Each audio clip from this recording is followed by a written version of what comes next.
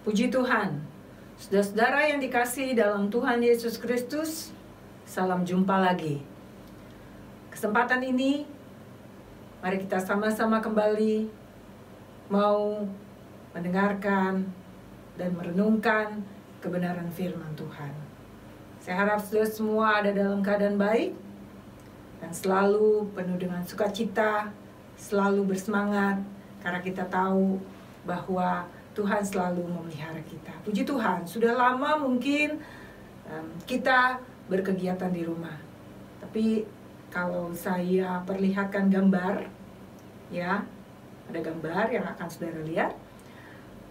Mungkin saudara masih ingat rasanya ya, bagaimana berada di jalan yang ramai, padat, bahkan sampai tidak bisa bergerak seperti itu ya. Apa rasanya saudara? Saudara pernah mengalami hal seperti itu?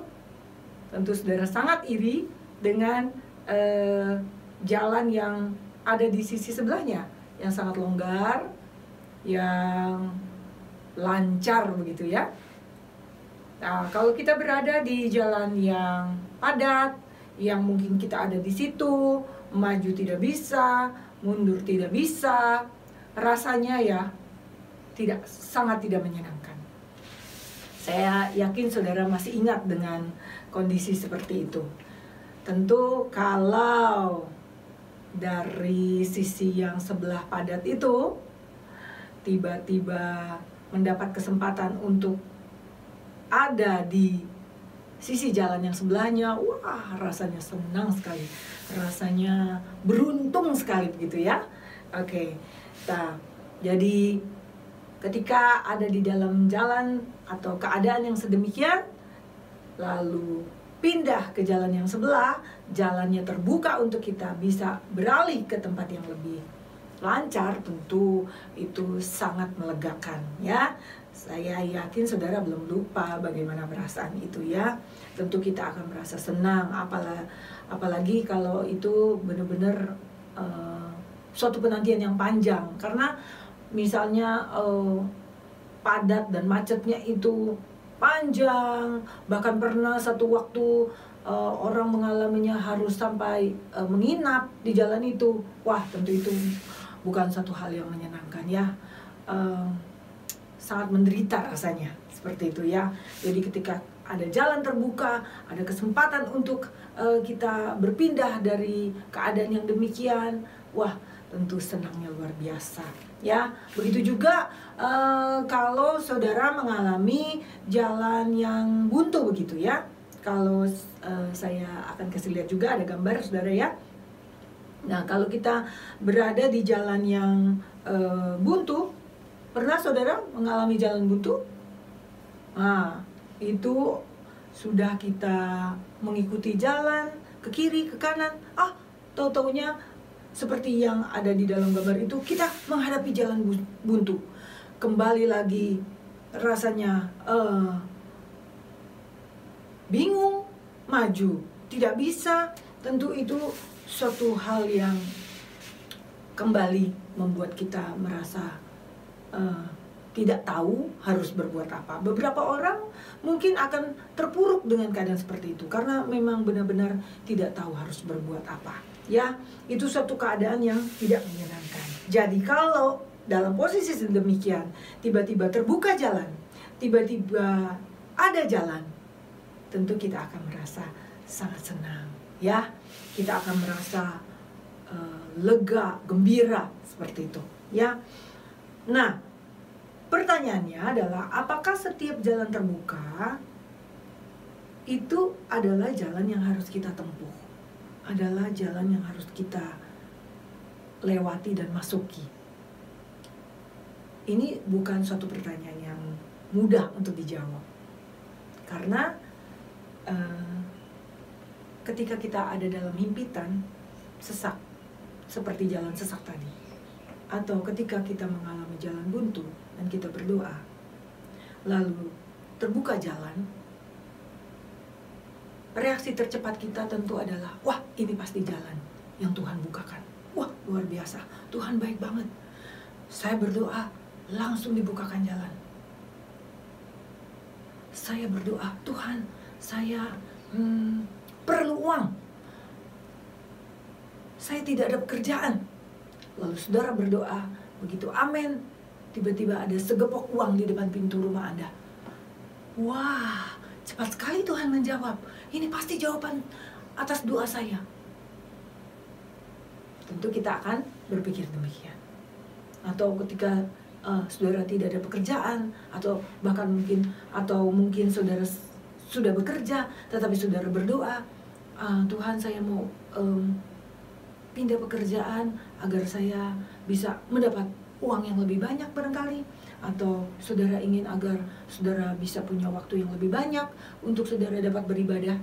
Wah, ketika tiba-tiba ada tawaran, wah tentu saudara, ini pasti jalan Tuhan. Tuhan membukakan jalan. Ini jalan Tuhan. Saudara langsung masuki jalan yang saudara pikir dibukakan oleh Tuhan dan terbuka di hadapan saudara. Seringkali itu kita alami, bukan? Atau kita mungkin juga sudah berdoa. Kalau jalannya demikian, kalau jalan ini terbuka, buka jalan ini Tuhan, berarti itu jalan Tuhan. Tutup jalan ini, berarti itu bukan jalan Tuhan. Nah, seringkali kita suka seperti itu. Apakah benar dan apakah setiap jalan yang terbuka, setiap jalan yang kelihatannya baik dan teratur, kelihatannya rapi, kelihatannya lurus, kelihatannya benar, itu adalah jalan yang dibukakan oleh Tuhan bagi kita? Dan apakah kita harus memasukinya dan menjalaninya? Karena seringkali ketika kita berdoa, Tuhan, saya udah lama nih berdoa, saya mau jodoh. Oh, tiba-tiba ada, dan semuanya sesuai dengan kriteria saudara. Tuhan, begitu saya amin kalau ada yang ketok pintu saya dan cowok itu adalah cowok, itu berarti jodoh bagi saya. Wah, benar. Begitu selesai amin, ada yang ciri-cirinya seperti saudara bilang. Tapi kemudian setelah diteliti, ternyata orang itu mungkin tidak kenal Tuhan, tidak rajin beribadah. Tapi saudara pikir, loh kan ini Tuhan sudah bukakan. Saya kan sudah mendoakannya. Saya sudah mendoakannya. Pasti ini jalannya Tuhan. Pasti ini kehendak Tuhan. Lalu kita mengabaikan prinsip-prinsip kebenaran yang lain yang mungkin sebenarnya kita sudah tahu. Lalu kita jalani dan lewati jalan itu. Nah, kembali ke pertanyaan yang tadi saya ajukan bagi kita semua untuk menjadi renungan bagi kita kali ini adalah, apakah setiap jalan terbuka adalah jalan yang harus kita tempuh, adalah jalan yang harus kita masuki? Ini bukan pertanyaan yang mudah untuk dijawab, dan saya tidak akan bilang jalan ini benar, jalan itu salah, yang begini benar, yang begitu salah, karena memang ini bukan pertanyaan yang mudah. Sebab itu saya mau ajak kita membuka satu ayat, karena di situ ada satu pengalaman yang baik sekali untuk kita dapat mempelajarinya, yaitu di dalam 1 Samuel 24 ayat 1 sampai 15. 1 Samuel 24 ayat 1 sampai 15. Judul perikopnya adalah Daud menyayangkan nyawa Saul. Nah, kalau saudara ingat cerita tentang Daud dan Saul ini, Daud ini kan sebenarnya adalah anak mantu dari Raja Saul. Daud dalam kisah yang dituliskan di dalam ayat yang tadi itu, di dalam 1 Samuel 24 ayat 1 sampai 15, Daud dalam keadaan dikejar-kejar oleh Saul. Kenapa? Karena Saul iri terhadap Daud. Daud ini semakin lama semakin populer, dan semakin lama semakin menyenangkan. Banyak orang yang senang dengan Daud. Maka Saul menjadi marah di dalam hatinya, sehingga akhirnya dia mengejar Daud. Dan kalau saudara baca di dalam ayat-ayat tersebut, Saul mengumpulkan tentara yang cukup banyak, 3.000 saudara. 3.000 tentara untuk menyertai perjalanan dia dalam mengejar Daud. Zaman itu belum ada telekomunikasi yang canggih seperti sekarang ini, di mana orang bisa bertelepon atau bahkan kita bisa tahu posisi orang ada di sebelah mana, karena bisa dilacak dengan telepon genggam yang dipegangnya misalnya. Kita bisa tahu, oh orang itu posisinya ada di sana, dan kita bisa menghubunginya. Ya, nah pada zaman itu belum, dan Saul mengumpulkan 3.000 orang tentara untuk menyertai pengejaran dia. Dia ingin mengejar Daud. Dan saudara, pada kesempatan itu sebenarnya adalah saat di mana Daud sedang berada di dalam sebuah gua untuk beristirahat. Jadi Daud ini jadi buron ya, jadi dikejar-kejar, dia buron, dia sedang beristirahat dalam sebuah gua. Dan tidak lama Raja Saul dan rombongannya tiba juga di gua yang sama untuk beristirahat. Jadi, wah, bagaimana saudara kalau saudara dikejar dan ternyata saudara ada di tempat yang sama dan saudara melihat yang mengejar saudara itu ada di tempat itu. Tentu kalau tadinya Daud ada di mulut gua, dia akan mundur karena dia tidak mungkin akan keluar. Kalau keluar kan sudah pasti tertangkap. Jadi dia mundur, dia masuk lagi lebih dalam di dalam gua itu. Saul masuk dan beristirahat. Tidur, lelap. Dan kalau kita baca di dalam ayatnya yang kelima, saudara, di dalam 1 Samuel 24 ayat yang kelima, 1 Samuel 24 ayat 5, telah tiba hari yang dikatakan Tuhan kepadamu. Sesungguhnya aku menyerahkan musuhmu ke dalam tanganmu. Maka perbuatlah kepadanya apa yang kau pandang baik. Maka Daud bangun, lalu memotong punca jubah Saul dengan diam-diam. Jadi saudara, ketika Saul ada di dalam gua itu, jubah raja yang megah, panjang begitu saudara ya, terbentang begitu, tapi Saul dalam keadaan yang sangat lelap, sangat kesadarannya tuh boleh dibilang tidak ada begitu ya. Nah, orang-orang yang menyertai Daud bilang, ini udah saatnya nih. Ini seperti yang dikatakan Tuhan kepadamu, sesungguhnya aku akan menyerahkan musuh. Jadi Daud nih sebagai musuh karena dia mengejar Daud. Musuh, aku akan menyerahkan musuh ke dalam tanganmu. Wah, kalau tadi saya katakan kita berdoa lalu ada sesuatu bagaikan jawaban. Persis setelah kita selesai berdoa, persis setelah lama kita doakan, lalu ada kejadian. Kita tentu punya pikiran seperti orang-orang ini. Tuhan sesungguhnya menyerahkan. Daud ini bukan yang mengejar, Daud yang dikejar. Dan sekarang yang mengejar itu ada dalam posisi yang dalam tanda petik tidak berdaya. Apa bukan Tuhan yang buka jalan? Apa kalau keadaannya seperti ini tidak berarti bahwa Tuhan membuka jalan bagi Daud? Tetapi saudara tahu kalau saudara baca di dalam ayat-ayat selanjutnya, Daud punya alasan. Dia tidak mau mengganggu, dia tidak mau mengapa-apakan orang yang diurapi Tuhan.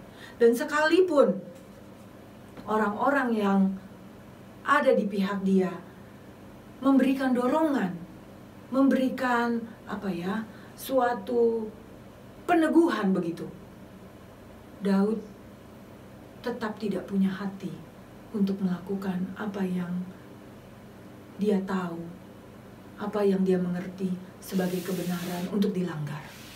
Jadi akhirnya Daud hanya mengambil ujung jubah Saul. Padahal kalau dia mau membunuh, bisa. Sudah ada kesempatannya. Di depan mata, bukan dia yang cari-cari.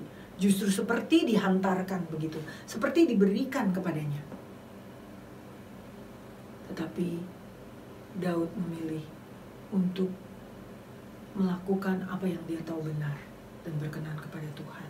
Jadi Daud tidak membunuh,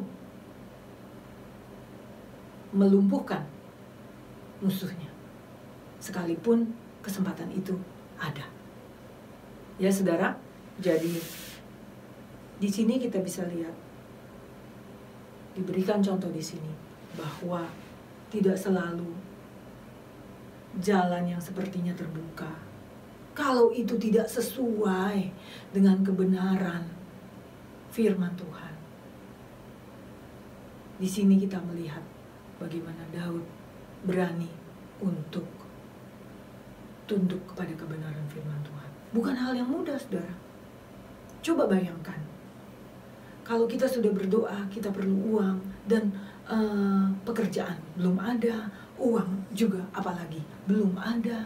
Tiba-tiba ada uang, satu kotak besar atau satu koper, tiba-tiba ada. Saudara kan tidak cari, tapi ada. Atau uang jatuh, saudara tidak cari, tapi ada. Bukankah itu jalan Tuhan? Seringkali kita berpikir demikian, lalu kita mengambil, padahal kita tidak tahu ada apa di balik uang itu. Misalnya satu koper, ternyata itu misalnya adalah hasil rampokan atau hasil manipulasi, atau misalnya uang 100 jatuh di kaki kita. Oh, saudara tahu ada riwayat apa di balik situ? Mungkin ada orang lain juga yang lebih berkepentingan di situ. Kita tidak tahu. Tapi seringkali kita pikir, oh, ini jalan Tuhan. Tetapi Daud, dia tetap memegang kebenaran. Dia tidak punya hati untuk melanggar apa yang dia tahu benar. Jangan pengapa-apakan orang yang diurapi oleh Tuhan. Jadi Daud tidak melakukan, sekalipun orang-orang di sekitarnya mendukung. Tidak ada loh orang-orang di situ yang menyertai Daud yang mengatakan jangan, tidak ada. Justru mereka mendorong, mendesak agar Daud melakukan sesuatu yang seharusnya bisa dia lakukan. Dan saudara tahu, ini bukan baru sekali. Karena ada lagi kesempatan yang lain yang serupa itu terjadi kepada Daud di dalam 1 Samuel 26. Kesempatan ini juga adalah hal yang sama. Saul mengejar-ngejar Daud. Dan Saul dalam posisi tertidur lelap. Di tengah-tengah orang-orang, pasukan-pasukannya yang 3.000, yang banyak jumlahnya. Daud berjalan mendekati. Di situ, kalau saudara lihat ya, ada gambarnya. Di situ Saul dalam posisi yang tidak berdaya. Ada tombak di situ karena Daud tidak mau. Panglimanya gemes. Saya aja deh. Inilah kalau tuanku tidak mau membunuh, takut bersalah, takut berdosa, orang Daud kok yang dikejar-kejar sekarang posisinya seperti ini. Bukankah ini jalan Tuhan? Kalau Daud tidak berani, saya deh. Makanya kalau dalam gambar itu, panglimanya Daud yang pegang tombak. Tombak itu adalah tombak Saul. Tentu kalau dia melakukannya, lalu mereka pergi, tidak ada orang yang akan bilang, oh, wah, ini tongkatnya Daud nih, berarti Daud yang membunuh. Tidak ada juga orang yang akan tahu sebenarnya. Tetapi sekalipun dia dikejar, sekalipun dia sudah menderita karena dikejar-kejar. Dan sekalipun kelihatannya jalan sudah terbuka di depan, di hadapan Daud tetap tidak punya hati untuk melanggar kebenaran yang dia pegang, kebenaran Tuhan. Jangan pengapa-ngapakan orang yang diurapi Tuhan. Maka Daud tidak melakukan apa yang didesak, apa yang mungkin juga bergetar di dalam hatinya. Benar nggak ya? Jangan-jangan emang ini jalan Tuhan nih. Jangan-jangan buktinya kalau enggak, saya kan nggak cari-cari. Keadaannya memang demikian. Kalau memang saya sengaja, saya merancangkan, saya merekayasa keadaan sedemikian rupa sehingga saya memiliki kesempatan, itu saya salah besar.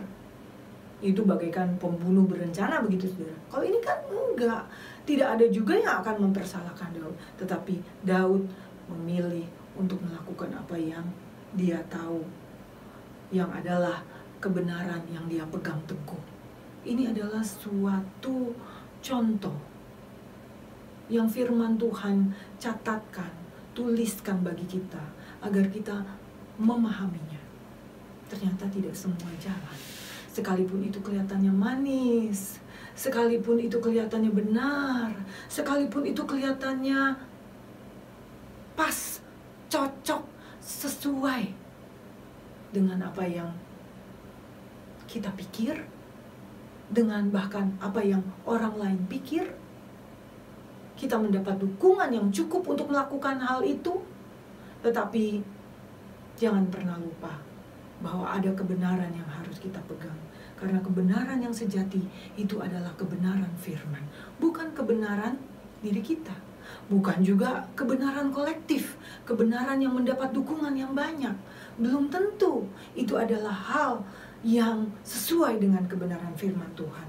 Tetapi biarlah kita mau berani berpegang teguh untuk memilih melakukan apa yang benar, yang sesuai dengan kebenaran firman Tuhan. Jadi sekalipun Daud dalam kejaran Saul, dan sekalipun pada saat itu Daud juga telah diurapi, jadi semestinya kalau dia melumpuhkan Saul, Daud itu sudah langsung dia menjadi raja. Karena dia sudah diurapi. Dia orang yang diurapi, orang yang berkenan. Kelihatannya semua ini sudah sudah jalannya sedemikian. Dan dia juga tidak mengejar, dan dia tidak dalam posisi mengejar Saul. Tetapi Daud memilih untuk melakukan yang benar. Dia memilih untuk tetap teguh, berpegang kepada kebenaran yang dia yakini, kebenaran yang sesungguhnya, kebenaran firman. Dalam Kisah Rasul 5 ayat 9 ada suatu prinsip kebenaran yang patut kita perhatikan di sini adalah Kisah Rasul 5 ayat 29. Di situ dikatakan kita harus lebih taat kepada Allah daripada kepada manusia. Saya ulang. Kita harus lebih taat kepada Allah daripada kepada manusia. Manusia di sekeliling kita mungkin mendukung, mungkin bahkan memberikan keyakinan kepada suatu hal yang kelihatannya merupakan jalan terbuka bagi kita. Wah, tidak mudah saudara. Apalagi untuk meyakinkan diri kita. Kalau kita sendiri dalam posisi yang demikian, bukan hal yang mudah saudara. Untuk kita tetap berpegang teguh kepada kebenaran. Tetapi firman Tuhan menguatkan agar kita tetap mau lebih taat kepada Tuhan daripada kepada manusia. Bahkan sekalipun itu bagaikan suatu jalan-jalan terbuka yang indah, jalan-jalan terbuka yang kelihatannya pas waktunya, sesuai banget, sesuai dengan apa yang kita doakan. Seolah-olah itu adalah jalan yang terbuka lebar. Tapi ingat, ada hal yang harus kita pegang, ada hal yang harus kita perhatikan, bahwa jangan sampai kita salah. Karena tidak semua jalan yang terbuka, karena tidak semua yang kelihatannya tepat pada waktunya, pas, cocok, sesuai, itu adalah hal yang harus kita tempuh. Penting untuk kita meyakinkan diri kita dan memperhatikan, meneliti dengan benar apakah itu benar-benar apa yang Tuhan mau.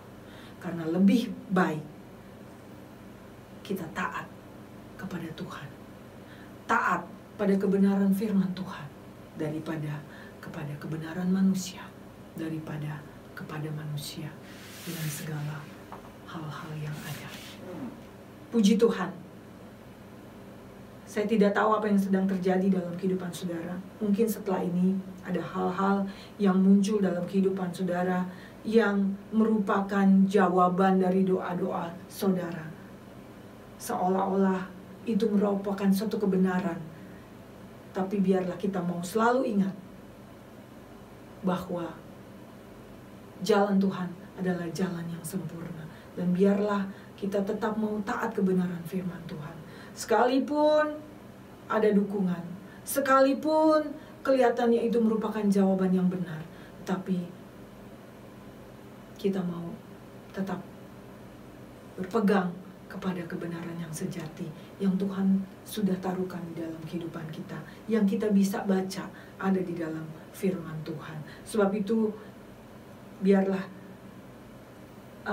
ayat yang ada di dalam Mazmur 86 ayat 11, Mazmur 86 ayat 11, di situ dikatakan,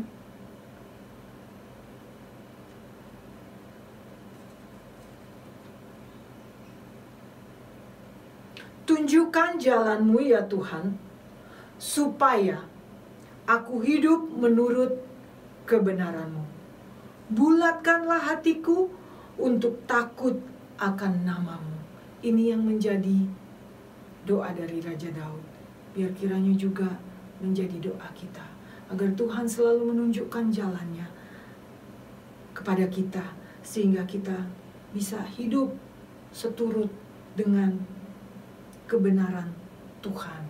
Dan biar kiranya Tuhan juga membulatkan hati kita untuk selalu takut kepada Tuhan. Kiranya Tuhan menolong kita agar hari-hari ke depan kita boleh tetap melakukan yang sesuai dengan kehendak Tuhan dalam kehidupan kita. Mungkin ada kesesakan, mungkin ada jalan buntu, tapi biarlah kita tetap taat kepada Tuhan. Puji Tuhan, kiranya Tuhan menguatkan kita semua. Mari kita berdoa bersama. Tuhan Yesus, Allah Bapa kami yang ada di dalam sorga, bersyukur buat kebenaran firman-Mu yang sudah memberikan penerangan kepada kami. Dan biarlah Tuhan menolong kepada kami, tunjukkan jalan kepada kami, dan bulatkan hati kami, agar kami boleh tetap tinggal di dalam jalan Tuhan, melakukan yang berkenan, yang sempurna sesuai dengan kehendak Tuhan.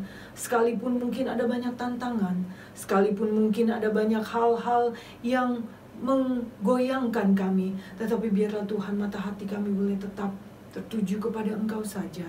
Dan biarlah Engkau menolong kepada kami, agar kami boleh tetap tinggal di dalam jalan Tuhan, tetap tinggal di dalam jalan yang Engkau kehendaki. Dan biarlah Tuhan, nama-Mu saja yang dipermuliakan dan dibesarkan. Kami percaya penyertaan Tuhan sempurna, dan kami percaya jalan-Mu lah adalah jalan kebenaran. Terima kasih Tuhan, dalam nama Tuhan Yesus kami mengucap syukur dan terima berkat kebenaran firman-Mu dengan penuh sukacita. Haleluya. Amin. Puji Tuhan, Tuhan Yesus memberkati kita semua.